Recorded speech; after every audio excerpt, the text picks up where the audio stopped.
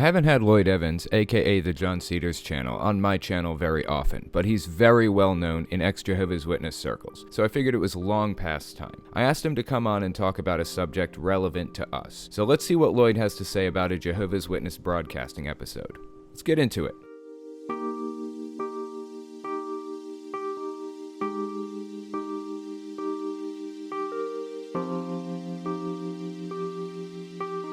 Hello there, I'm Lloyd Evans and you're watching the Telltale channel. That's right, Telltale has kindly invited me to guest host on this channel, so I'm afraid his subscribers are now my captive audience. I want to take this opportunity though to talk about something that's actually quite serious. On my channel, the John Cedars channel, I talk about Jehovah's Witness propaganda, mostly videos, very highly produced videos that are shown to Jehovah's Witnesses as a means of controlling them and micromanaging their lives.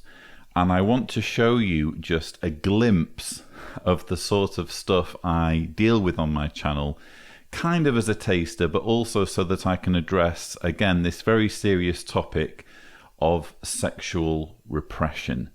So sexual repression is something that is not exclusive to Jehovah's Witnesses. I'm sure it impacts people in lots of fundamentalist groups, but the material I'm going to show you is a classic example of how the leadership of Jehovah's Witnesses uses propaganda to enforce this sexual repression and create this environment.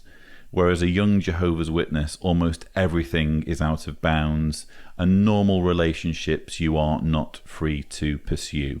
So the material we're going to be looking at is from the July 2019 JW Broadcasting episode. These are monthly episodes that get aired by Jehovah's Witnesses. The actual video from which this is taken is about an hour long, so I'm giving you only a 5.5 minute sample of what I normally talk about on my channel. So without further ado, this is Kenneth Cook of the Jehovah's Witness governing body introducing a video that deals with relationships.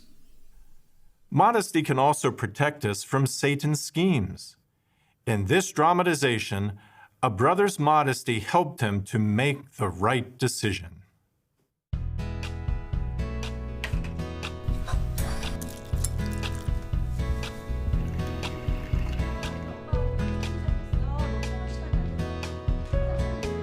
Mum's been working hard lately, but I wish she worked harder for Jehovah.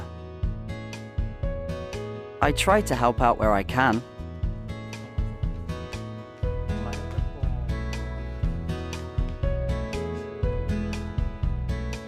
Oh, by the way, I'm Jin. Every day starts the same. I grab a drink of water. I say hi to Jun. He's in my congregation. And then there's Mi Kyung. Okay, here we go. I say hello. She says something clever. I try to leave. So, this is different. She's having trouble in math and needs my help. I don't want to be rude, but if I help her with her homework, how far could the relationship develop? How do you say no to a girl like her? You say no to a girl like her very easily if you're not interested. And if you're not interested in a girl or a boy making advances toward you, and they continue to make those advances, we then enter the realm of sexual harassment. But I don't think that's what's happening here. I think that Jin likes Mi Kyung. I think that these are two young people who like each other, and the only reason why Jin feels tormented and feels as though he can't pursue a relationship with this girl is because he is forbidden from doing so by his religion. So I mentioned sexual repression earlier. Let me spell out for you what sexual repression means for young Jehovah's Witnesses. You're not allowed to date someone who's not a believer. You are not allowed to have sex with someone unless you're married to them. So this leads to lots of young Jehovah's Witnesses getting married just so they can have sex. You're certainly not allowed to be gay or lesbian or transgender. And you are not even allowed, having all of these other restrictions weighing down on you, you're not even allowed to masturbate. So this is the environment in which young Jehovah's Witnesses are forced to operate, and we're here seeing how this would play out in a school setting where, again, you have these two young people who like each other, but one is forbidden from pursuing a relationship he apparently would otherwise pursue purely because of restrictions being placed on him by his religion.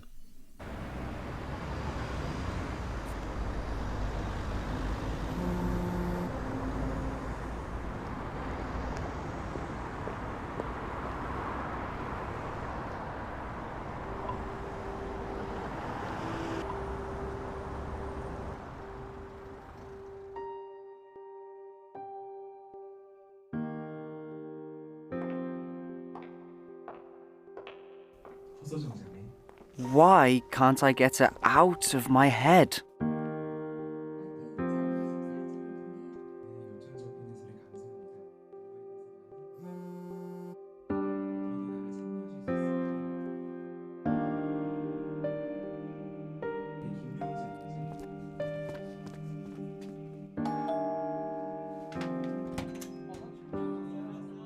Things are always better when Uncle and Auntie are around. Even Mum makes sure she's home for dinner and broadcast night.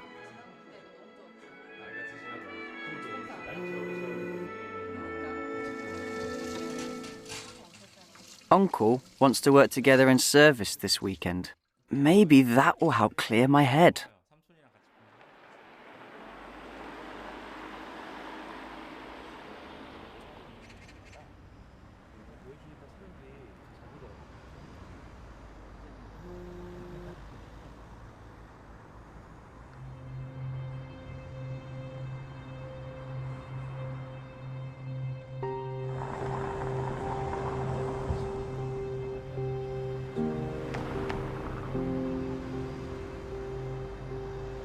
Jehovah must be disappointed in me. So assuming you're watching this as someone who's never been one of Jehovah's Witnesses, at this point you're probably thinking, well, this is clearly exaggerated, this is hyperbole, there's no way that this could really be going on among Jehovah's Witnesses. But this is exactly how it goes on among Jehovah's Witnesses. And laced in this story are a number of clues as to just how controlled that life is as a Jehovah's Witness. So you have the family gathering to watch JW Broadcasting episodes. And again, this dramatization is taken from a JW Broadcasting episode. So Jehovah's Witnesses are expected to gather together as families on a monthly basis to sit down and watch an hour-long video of, again, propaganda that's been prepared for them by their leaders. In this case, Jin's mother apparently isn't so interested in the religion, or at least from Jin's point of view, could be doing more. So he's apparently dependent on his aunt and uncle, who are apparently more involved in the religion. And we now see him turning to his uncle for advice on how to deal with this relationship that he truthfully wants but knows he can't have. I couldn't take it anymore. It was difficult, but I told Uncle everything. I felt guilty that I knew I shouldn't, but I liked the attention. We read Genesis 39, 7 through 12. I knew the account about Potiphar's wife, but he mentioned something I hadn't thought of before. He told Potiphar's wife, how could I commit this great badness and actually sin against God? But why did Joseph have to flee?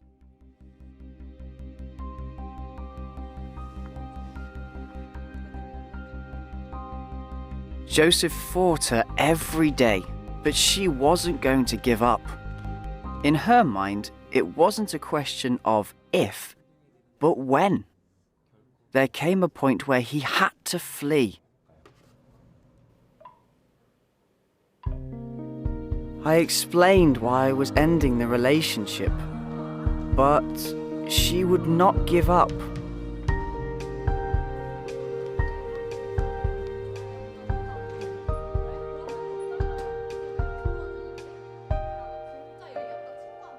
You know the last thing she said to me? That I was a coward. But she's wrong. You're never a coward if you run to Jehovah. Our young brother saw that dating an unbeliever would put him in harm's way. He was reminded that getting involved with someone who doesn't share Jehovah's values could eventually lead to sin. Having modesty protected him from such dire consequences. And that's what this was all about to begin with. The fact that this girl, Mi-kyung, didn't share Jin's beliefs.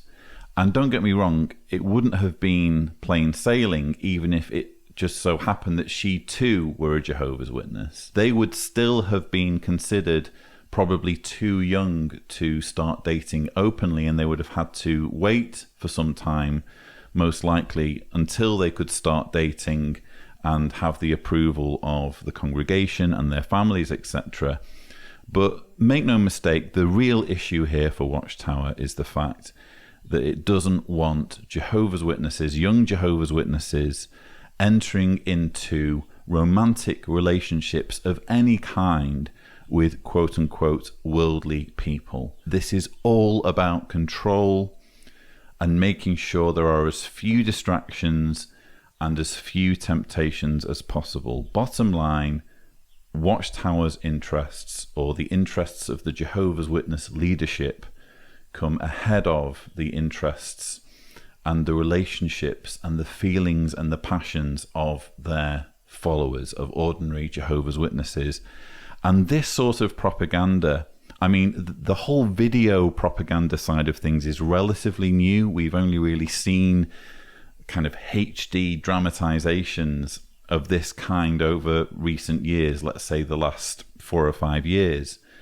But this propaganda affected me growing up, even purely in the form of books and magazine articles that were micromanaging my life, telling me who I was allowed to have relationships with, telling me what I was and wasn't allowed to do with my own body.